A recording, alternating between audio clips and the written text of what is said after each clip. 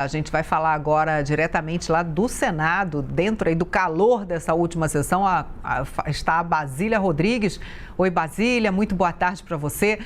A gente viu que a CPI aprovou um requerimento para impedir o acesso de Bolsonaro às redes sociais dele. Como é que vai funcionar isso? Como vai funcionar esse pedido, hein? Oi, tudo bem, Carla? Todo mundo que está aí no Visão CNN. Foi logo no iniciozinho da sessão, os senadores aqui da CPI da pandemia aprovaram esse pedido para que Bolsonaro não tenha acesso às suas próprias redes sociais, com destaque aí para o YouTube, Facebook e Twitter.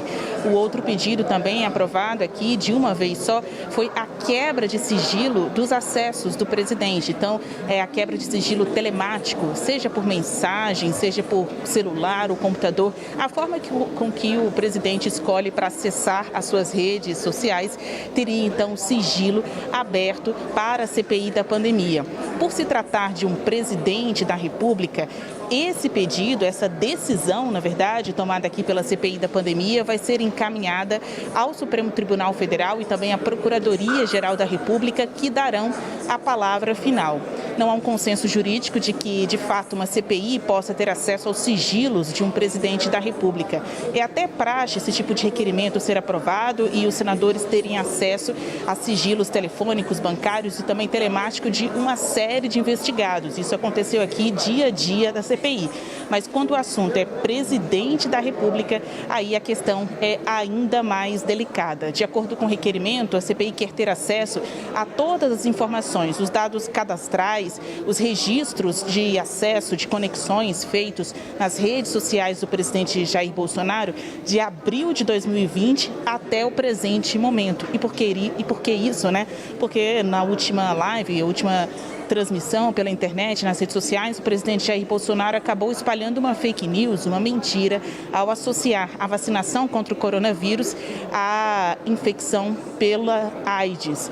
O presidente até já tentou se explicar em relação a isso, atribuindo a informação a uma reportagem de revista, mas ele incorreu novamente numa distorção de informações. Aqui para a CPI não tem história, o presidente ele coroa aí esse último dia de trabalho da CPI, já que hoje a gente deve acompanhar a aprovação do relatório, com mais mentiras e a circulação de informações que só atrapalham o combate às fake news e atrapalham também o combate ao próprio coronavírus. Nesse pedido aprovado aqui hoje, a CPI solicita que a Justiça determine que o presidente se retrate em cadeia nacional, ou seja, que ele vá à rádio, TV, a todos os meios de comunicação explicar que mentiu. Carla? Basília, por falar em atrapalhar aí com fake news sobre a pandemia, hoje houve esse momento de surpresa, né, com o pedido de indiciamento do senador Luiz Carlos Reins. Queria saber como é que esse pedido repercutiu entre os outros senadores.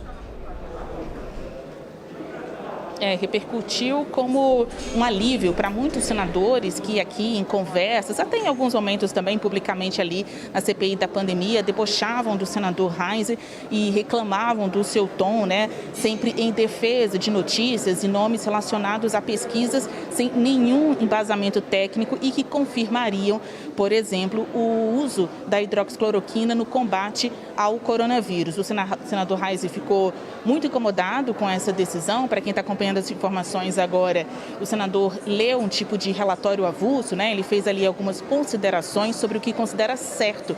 Para Reins, a CPI é que deveria ser investigada e não as pessoas que foram colocadas aqui na mira da comissão. E ele aproveitou essa fala para novamente repetir informações que são consideradas inverídicas sobre o combate ao coronavírus.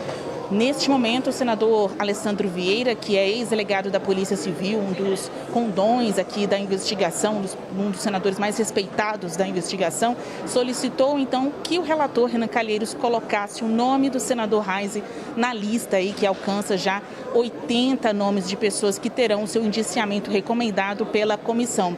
No ato, sem pestanejar, o senador Renan Calheiros aceitou então colocar nessa relação, né, polêmica de autoridades, do presidente da República a ex-ministros que são apontados aí como responsáveis pela dimensão que a pandemia tomou aqui no Brasil, com mais de 600 mil mortes. Neste momento está tendo uma reunião aqui da cúpula da CPI, Carla, porque, como a gente acompanha, né, está num momento de intervalo da sessão, mas os senadores querem alongar os debates, em especial o presidente da comissão, Omar Aziz, né? Apesar do início da sessão plenária, né, está marcado aí para 4, 5 horas da tarde, o senador Omar Aziz fez uma combinação, né? Ele conversou com o presidente do Senado, Rodrigo Pacheco, para que os senadores pudessem ir até o último minuto de debate aqui na sessão, antes de fazer aquela parada em que eles são obrigados a comparecer ao plenário e depois voltar aqui para encerrar a votação ainda hoje. O presidente pretende, então, terminar essa votação hoje mesmo, né? Mesmo tendo ordem do dia, Basília?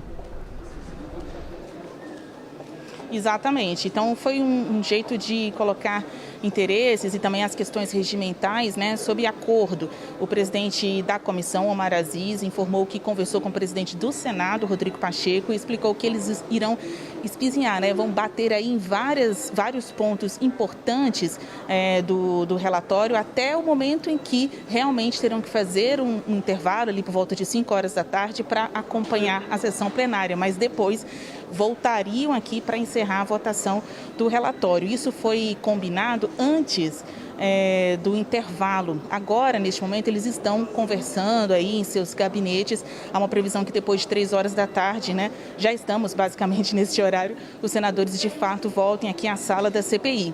E o script é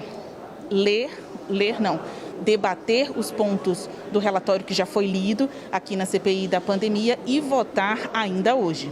Basília, tenho mais uma pergunta. O relatório final do Renan Calheiros, ele tem força para não ser engavetado? Porque esse é um temor, né, de parte da sociedade, dos senadores, de que ao chegar ao Ministério Público, esses indiciamentos sejam, não se dê prosseguimento às investigações e às responsabilizações de quem for devido.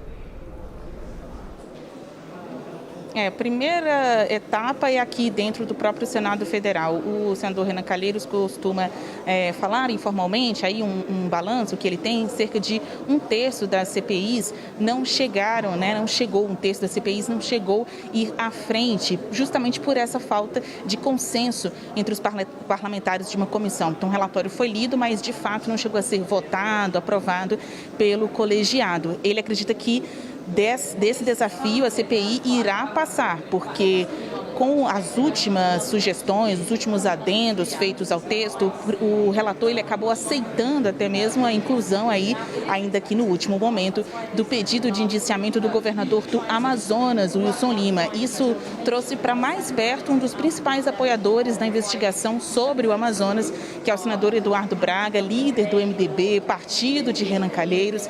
O reduto eleitoral dele é o estado do Amazonas. Então, com esses acertos que foram feitos aqui, em tempo real, enquanto a gente acompanhava a chegada dos senadores, as conversas por telefone e até eles entrarem mesmo na CPI, há uma expectativa de que sim, com ampla maioria, o relatório do senador Renan Calheiros seja aprovado hoje aqui no Senado.